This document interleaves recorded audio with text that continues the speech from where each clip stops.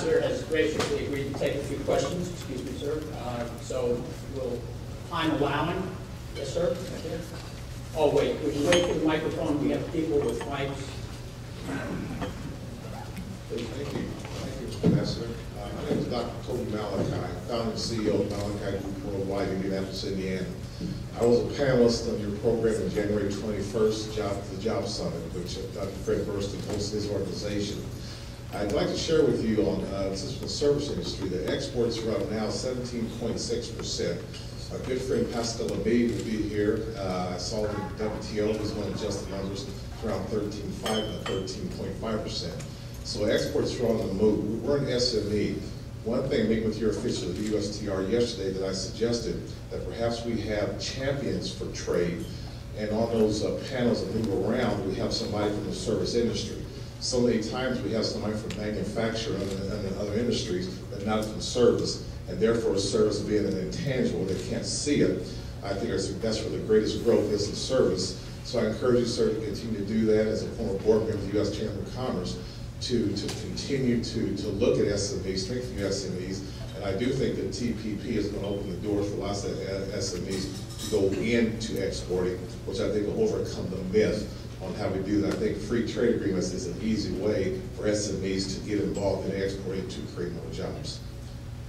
Well, Malachi, in Texas, we'd say that ain't a question, that's an answer. Well, thank you. I would say, I see our good friend Ira from Commerce.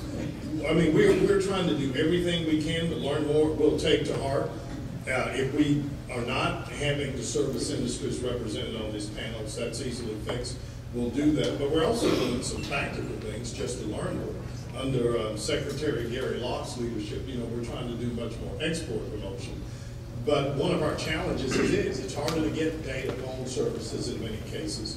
But one of the things we're doing, working on a unique partnership with, frankly, FedEx and UPS, is they came forward and said, we know who's shipping because we carry packages.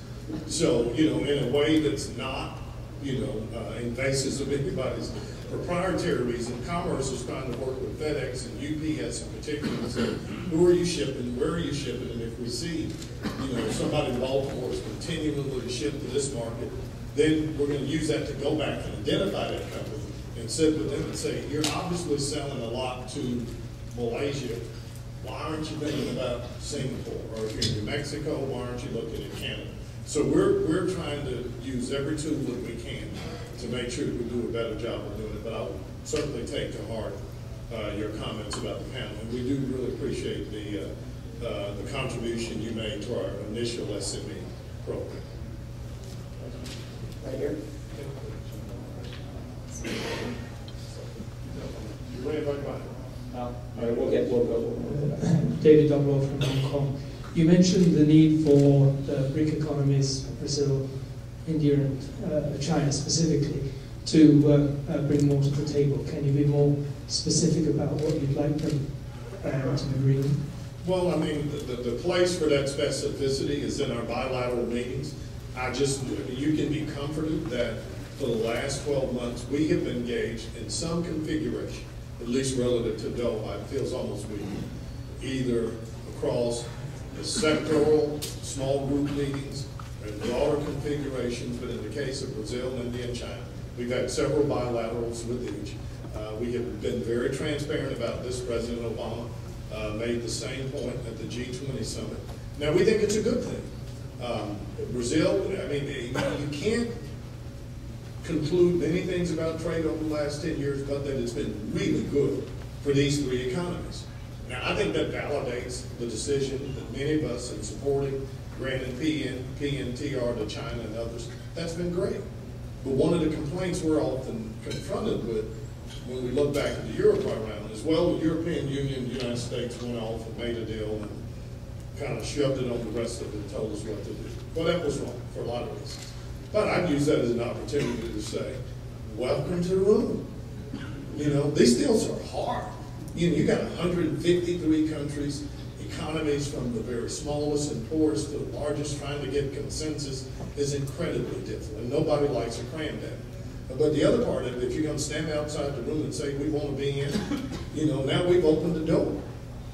And we got at least three more chairs there. And we're happy to have anybody come in and find out just how bloody, brutally difficult it is to make the trade-offs, to bring a trade deal to the table. But I don't think it makes sense to try and conclude the Doha round on 10-year-old data that really looks nothing like the way the world looks right now. And I don't mean to be mean, but we have to be honest and say that while Brazil, India, and China still have extraordinary challenges in terms of moving hundreds of millions of people out of poverty, their economies look very different from the poorest countries in Africa and South America.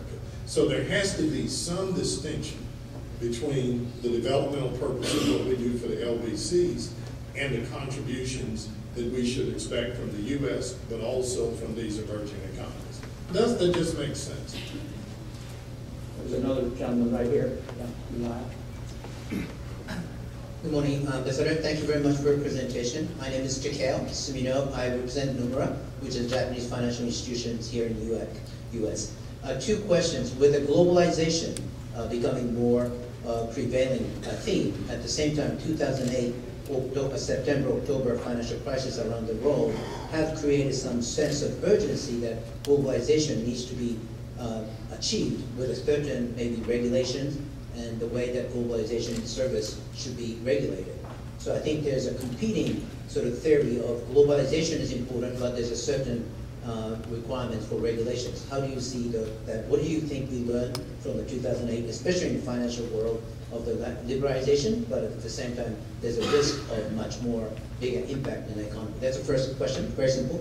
Second, I mean, that's the simple one. I'm going to exercise my prerogative. I'm not even entertaining. The second story is another very typical for Japan, but Japan has gone through their exchange rate to 82, and now we have seen what we call intervention. Now, I think the trade policy is extremely important and critical to have a further job creation around the world, but every country are tended to think about their own country. So how, in terms of macro policy, and how do you want to resolve their each country's interest? That's very difficult, but I think it's a multi-cultural and discussion that you need to do. But also, macro policy I think is very important. I don't mean to laugh. I guess I'm somewhat flattered. That's my Bill two boasts the fact I'm just a mayor. I'm an economist.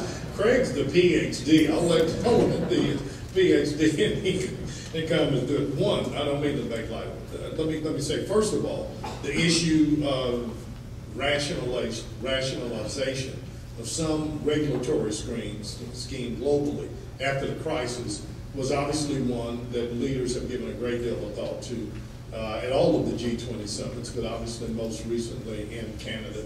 And so I would suggest that more appropriately you look at the body of work that's come out of that. It's obviously something we took very seriously in the Obama administration.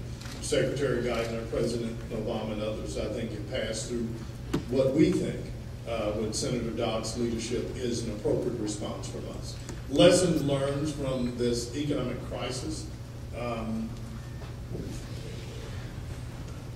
not being economists and not trained in economy. One, I think people all over the world, for the most part, don't wake up every day thinking about globalization. At least now have some understanding of just how much all of us are linked to one another.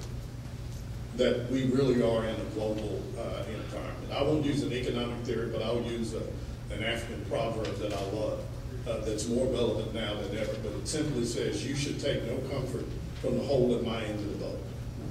And I'm serious, but now we realize you don't have the ability to just sit back and go, oh, poor Greece, or poor the United States, or poor, we now realize that, economic disruption in any significant market in the world can have rippling effects that can affect people everywhere. That's one lesson. Second, and President Obama has pointed this out consistently, but most poignantly in his State of the Union speech, and we're not saying totally, but the world's also learned that you can't just be dependent on the consumptive appetite of the American consumer.